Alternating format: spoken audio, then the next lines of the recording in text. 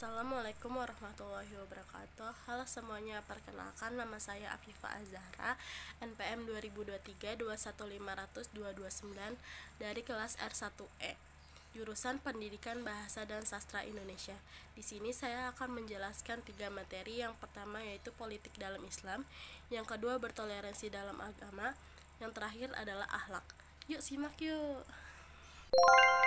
Materi yang pertama, politik dalam Islam. Secara hakikat, politik menunjukkan perilaku atau tingkah laku manusia, baik berupa kegiatan, aktivitas, ataupun sikap yang tentunya bertujuan akan mempengaruhi atau mempertahankan tatanan kelompok masyarakat dengan menggunakan kekuasaan.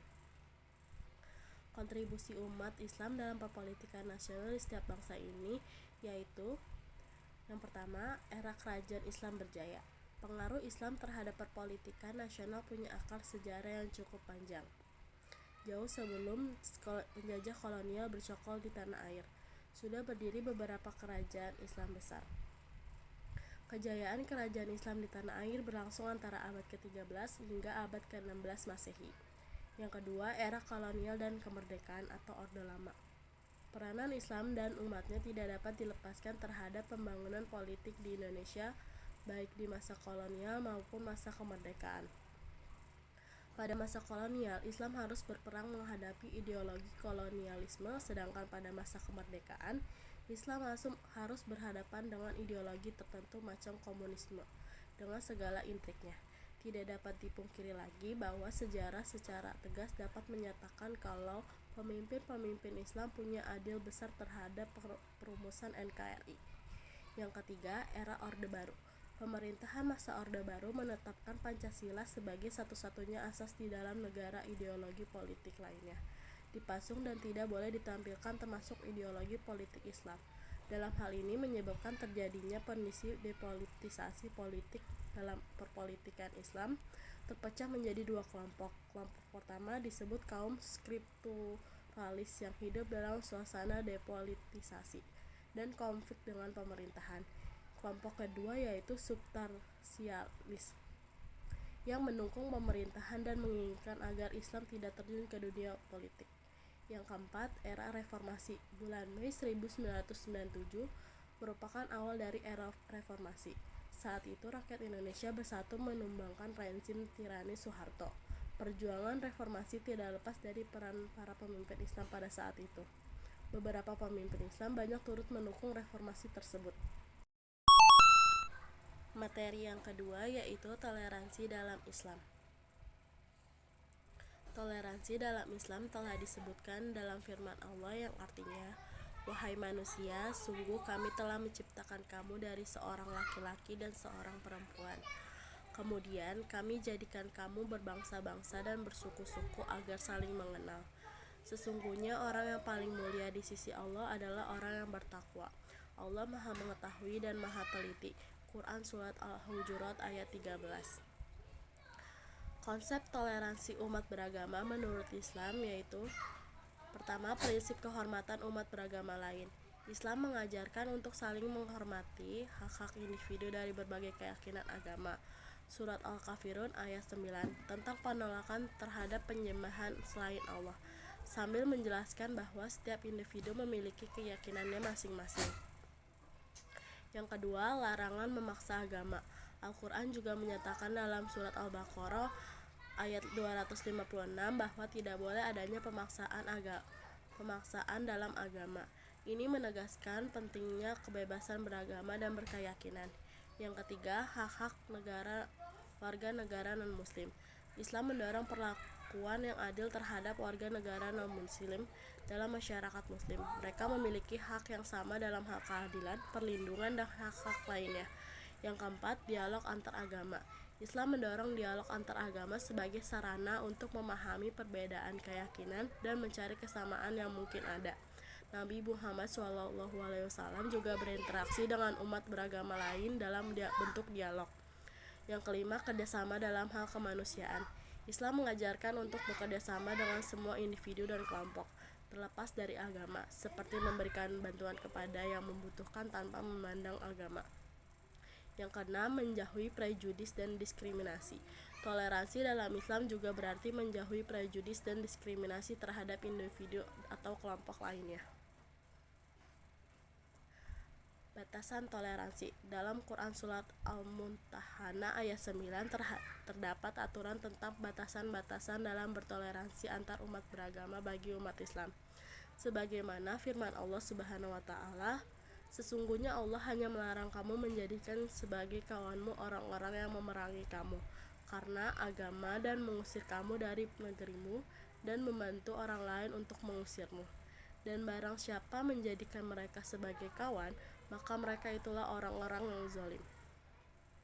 Dengan ayat ini, Allah memberikan peringatan kepada umat Islam bahwa toleransi itu ada batasannya. Toleransi antar umat beragama tidak boleh dilaksanakan dengan kaum atau golongan yang memusuhi umat Islam karena agama dan mengusir orang-orang Islam dari kampung halamannya. Allah juga memberikan batasan toleransi itu hanya sebatas pada kepentingan sosial atau kepentingan duniawi saja, tidak boleh menyangkut pautkan dengan masalah akidah agama. Hal ini dijelaskan dalam firman Allah surat Al-Kafirun ayat 1-6. Allah melarang keras adanya kompromi agama bahwa Islam tidak mengenal toleransi dalam hal keimanan dan peribadatan. Maftu'atna 1992. Materi yang terakhir yaitu akhlak. Ada dua pendekatan untuk mendefinisikan akhlak, yaitu pendekatan linguistik atau kebahasaan dan pendekatan terminologi atau peristilahan. Kata akhlak berasal dari bahasa Arab, jamak dari khuluqun yang menurut bahasa berarti budi pekerti, peragai, tingkah laku atau tabiat. Kata tersebut mengandung segi-segi persesuaian dengan perkataan khulqun yang berarti kejadian, yang juga erat hubungannya dengan khaliq yang berarti pencipta. Demikian pula dengan makhlukun yang berarti yang diciptakan. Ruang lingkup akhlak. Secara garis besar, akhlak dalam agama Islam dibagi menjadi dua bagian, yaitu akhlak terhadap Khaliq atau Allah Subhanahu wa taala dan akhlak terhadap makhluk ciptaan Allah. Adapun akhlak terhadap makhluk dibagi menjadi beberapa macam, seperti akhlak terhadap sesama manusia, akhlak terhadap lingkungan, tumbuhan dan binatang, serta akhlak terhadap benda mati. Menurut Nurhayati 2014, ruang lingkup akhlak dapat dijelaskan sebagai berikut. Yang pertama, akhlak terhadap Allah Subhanahu wa taala. Allah Subhanahu wa taala yang menciptakan segalanya termasuk manusia dengan segala kebutuhannya patut disembah dan diagungkan. Akhlak terhadap Allah Subhanahu wa taala adalah keseluruhan tingkah laku, perkataan dan suara hati dalam menyembah dan mengagungkan Sang Pencipta, seperti dalam mentauhidkannya, berzikir, berdoa, bersyukur atas nikmatnya, kepatuhan atas perintahnya dan larangannya, serta totalitas beribadah kepadanya. Menurut Alim 2014, terdapat banyak cara dapat dilakukan dalam berakhlak kepada Allah. Bentuk kegiatan dalam menanamkan nilai-nilai akhlak kepada Allah di antara lain yaitu 1. Iman, yaitu sikap batin yang penuh kepercayaan pada Tuhan. Jadi tidak cukup hanya dengan percaya pada adanya Allah, melainkan harus meningkatkan menjadi sikap mempercayai Tuhan dan menaruh kepercayaan kepadanya. Yang kedua, ihsan, yaitu kesadaran yang sedalam-dalamnya bahwa Allah senantiasa hadir atau bersama manusia dimanapun manusia berada. Yang ketiga, takwa, yaitu sikap yang sadar penuh bahwa Allah selalu mengawasi manusia, yang kemudian manusia berusaha berbuat hanya sesuatu yang diridai Allah. Yang keempat, tawakal, yaitu sikap senantiasa bersandar kepada Allah dengan penuh harapan kepadanya dan keyakinan bahwa Dia akan menolong manusia dalam mencari dan menemukan jalan yang terbaik, karena manusia mempercayai atau menaruh kepercayaan kepada Allah. Yang kelima, syukur, yaitu sikap penuh terima kasih dan penghargaan atas segala nikmat dan karunia-Nya yang tidak terbilang banyaknya yang dianugerahkan Allah kepada manusia. Yang kedua, akhlak terhadap manusia. Manusia merupakan makhluk sosial yang saling membutuhkan satu sama lain dalam kehidupan bersama. Manusia memiliki unsur yang tidak dapat dipisahkan dalam kehidupannya, meliputi adat, suku atau ras, agama. Hal ini manusia perlunya adab atau etika sebagai cerminan manusia yang berbudi pekerti. Akhlak yang dianjurkan Al-Quran terhadap manusia adalah memperbaiki hubungan sesama manusia, memperkuat silaturahmi. Yang ketiga, akhlak terhadap alam atau lingkungan. Alam adalah seluruh apa yang ada di langit, di bumi, baik tumbuh-tumbuhan, hewan, serta apa yang dikandungnya.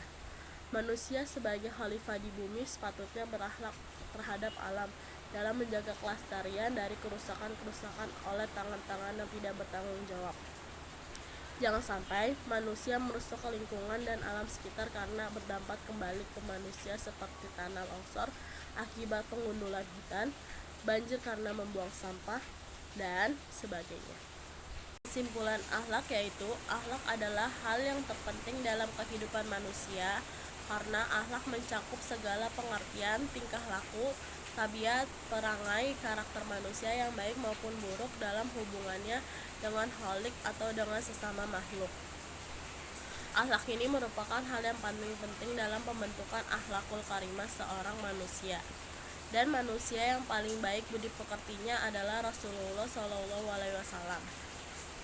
Anas bin Malik radhiyallahu anhu, seorang sahabat mulia, menyatakan Rasulullah SAW adalah manusia yang paling baik budi pekertinya. Hadis riwayat Bukhari dan Muslim. Sekian materi yang dapat saya sampaikan. Semoga materinya benar